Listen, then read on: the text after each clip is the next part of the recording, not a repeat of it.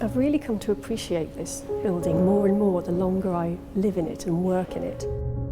It just feels right to study in, like the dimensions and proportions, and just the look and the feel just seem to work.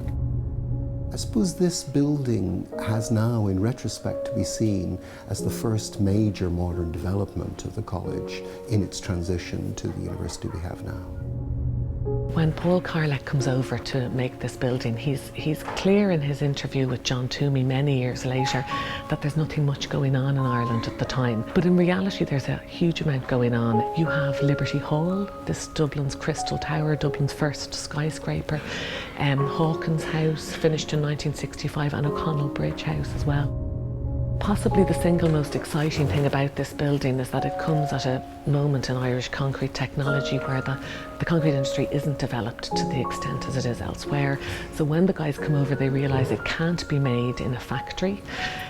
The concrete pieces, it can't be prefabricated, it has to be cast on site, so it's in situ concrete. So they all began to take it very seriously and put the concrete in very slowly and very carefully. So essentially this building is probably more handmade than the 18th century old library beside it. Looking back at it, we were just at the phase of modernisation of the college. It was still small, very uniform in terms of the kind of students who came. Now that it is part of a much bigger complex, I think that it now fits into a quite different sense of the buildings. It was very modern, very new, and I love the nooks and crannies that are around the place. And the fact that it's different, no matter what way you look, it's very, very asymmetric. So when you look up from your desk or you're studying whatever, it is just different, and there's lights coming in from all sorts of different areas. It couldn't be further away from the front square architecture. It's a statement. Especially in a place like Trinity, where tradition is something that is often celebrated, to have something that is radical and new, and also something that lasts, right? Something that has stood for 50 years and still, looks fresh. That's, I suppose, a good first test of any building. At the time, there was a massive national momentum.